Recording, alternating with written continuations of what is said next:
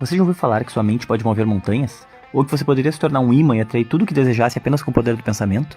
Antes de continuar, eu quero que você se imagine caminhando numa praia deserta. O pôr do sol tranquilo, refletindo na água quente e transparente, só é atrapalhado pelo barulho das ondas e o vento nas folhas de palmeira. Deu uma relaxada só de imaginar essa cena? Ótimo, porque o assunto de hoje é pensamento positivo. De físicos a líderes religiosos, passando por médicos e gurus da autoajuda, muitos afirmam: positividade faz bem, e muito. Mas será que pensar positivo realmente faz bem? Antes de responder essas perguntas, precisamos saber um pouco mais sobre como nossa mente funciona. Segundo o pesquisador Frederico Azevedo, da Universidade Federal do Rio de Janeiro, em um artigo publicado no The Journal of Comparative Neurology em 2009, o cérebro humano é composto por mais ou menos 86 bilhões de neurônios, e cada um deles é ligado por mais de 1000 conexões sinápticas. Mas conexão sináptica? O que isso quer dizer exatamente? Vamos a um pouquinho de fisiologia básica para te explicar melhor. Neurônios são células responsáveis por transmitir impulsos nervosos, que são sinais enviados de um neurônio para o outro ou para outras células do nosso corpo. Os neurônios têm a capacidade de estabelecer conexões quando recebem esses sinais, seja por estímulos do próprio organismo ou do ambiente externo. Alguns desses sinais são elétricos, mas pode ficar tranquilo, seu cérebro não vai entrar em curto-circuito. A comunicação entre neurônios ou entre neurônios e outras células acontece nas sinapses, em um espaço chamado fenda sináptica. Para transmitir informações, os neurônios lançam substâncias químicas chamadas neurotransmissores, que atravessam essa fenda e têm a capacidade de produzir reações no nosso corpo. Tá, mas onde que o pensamento positivo entra no meio dessa história? Sem que possamos prever ou controlar, quando recebemos algum tipo de sinal que pode ser disparado através do pensamento, o nosso corpo produz respostas hormonais relacionadas, por exemplo, às sensações de bem-estar ou de estresse. Então quer dizer que pensar negativamente faz mal? Depende. Nas situações em que identificamos um risco ou uma ameaça, um tipo específico de mecanismo entra em ação, chamado sistema nervoso simpático, estimulando as glândulas suprarrenais que agem na secreção dos hormônios adrenalina, noradrenalina e dopamina. Chamamos esse mecanismo de reação de fuga ou luta, e ele está relacionado com os nossos instintos de proteção. Quando os níveis desses hormônios aumentam, entramos em estado de alerta. O coração bate mais depressa, a respiração se torna mais rápida e a pressão arterial aumenta. Em momentos estressantes do cotidiano, como dirigir em um trânsito congestionado, fazer uma prova ou participar de uma competição esportiva, o estado de alerta é muito importante. O pessimismo, nesse caso, estaria relacionado com o medo do fracasso ou com a antecipação de situações arriscadas, nos deixando mais preparados para enfrentar essas situações. O problema é quando estamos nos estressando o tempo todo. Segundo a Associação Americana de Psicologia, quando isso acontece, o córtex das glândulas suprarrenais dispara a produção do hormônio cortisol, que, em situações de estresse prolongado, pode desencadear processos que acabam contribuindo para a diminuição da ação do sistema imunológico, e então podemos ficar mais propensos a adoecer. Níveis muito altos de cortisol afetam também a parte do cérebro responsável pela memória e pelo aprendizado, nos deixando irritados e esquecidos.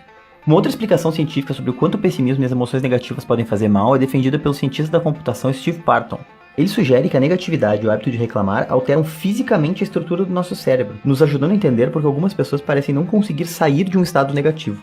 Imagine 4 pessoas divididas em duplas, jogando bolas umas para as outras. Uma dupla está a 10 metros uma da outra e a outra está a 100 metros uma da outra. Da mesma forma funcionam os nossos pensamentos.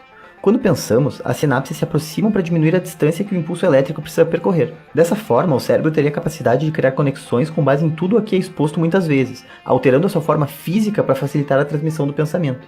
Então, se temos um pensamento recorrente, fica mais fácil e mais provável que ele aconteça novamente. Funciona como se a dupla que pegou a bola primeiro pudesse dar um passo para frente na próxima rodada, fazendo com que a chance de pegarem a bola primeiro outra vez seja ainda maior. A boa notícia é que também funciona com pensamentos positivos. Médicos do Departamento de Psiquiatria e Cardiologia da Harvard Medical School apontam que o estado de ânimo pode influenciar o nosso organismo de várias formas. Um desses estudos, de janeiro de 2016, publicado pela Associação Americana do Coração, buscou averiguar a correlação entre o senso de otimismo, o senso de gratidão e o nível de novas internações hospitalares em 164 pacientes com quadro clínico de síndrome coronariana aguda que passaram por internação anterior. Através de testes, da escala de atividade física e entrevistas de avaliação, o estudo apontou que os pacientes que sinalizaram maior otimismo apresentaram maior índice de prática de atividade física e menores taxas de hospitalização durante os 6 meses seguintes ao estudo, se comparados com pacientes com maior senso de gratidão. Por que essa diferença? Os autores acreditam que o sentimento de gratidão é centrado no passado e pode ter menos efeito sobre o nosso comportamento futuro que o senso de otimismo. Por outro lado, o otimismo poderia ser uma ação mais centrada em fatores cognitivos e na sensação de que se pode fazer algo para alcançar uma meta, possibilitando atitudes positivas no comportamento e no compromisso com a própria saúde.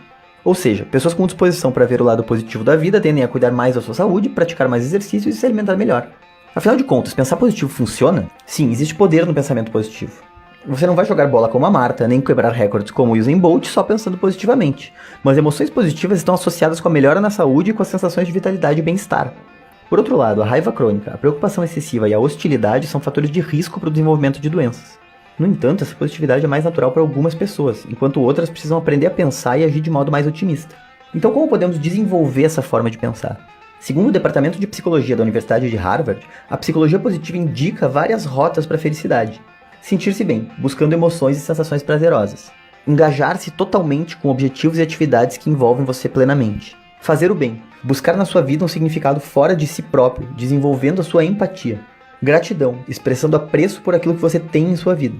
Saborear, focando a atenção no prazer, em como ele ocorre, compartilhando e apreciando cada experiência de modo consciente. Estar consciente, centrando a sua atenção sobre o que está acontecendo no momento e trabalhando a aceitação sem julgamentos. E autocompaixão, buscando consolo quando necessário, dedicando tempo para cuidar de si mesmo para motivar-se e tentar novamente. E você que faz parte da Legião Autoridade Fitness, já passou por alguma situação em que o pensamento positivo te ajudou no dia a dia? Conta pra gente essa história e vamos criar juntos uma onda de ações positivas ao nosso redor.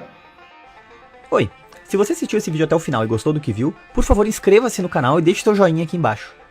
A sua inscrição é muito importante porque é a única maneira de garantir que você vai ser avisado ou avisada cada vez que lançarmos um vídeo novo. Para você ter uma ideia, o Facebook só mostra nossos vídeos para 10% das pessoas que nos curtiram por lá. Aqui no YouTube, a chance de ele sugerir o nosso vídeo novo para você quando a gente coloca ele no ar é um pouquinho maior, mas não muito. Então se você quiser saber sempre que a gente postar um conteúdo inédito, eu vou pedir de novo para você, por favor, se inscrever no nosso canal. É bom pra gente, é bom pra você e é só um clique. Então forte abraço e a gente se vê no próximo vídeo.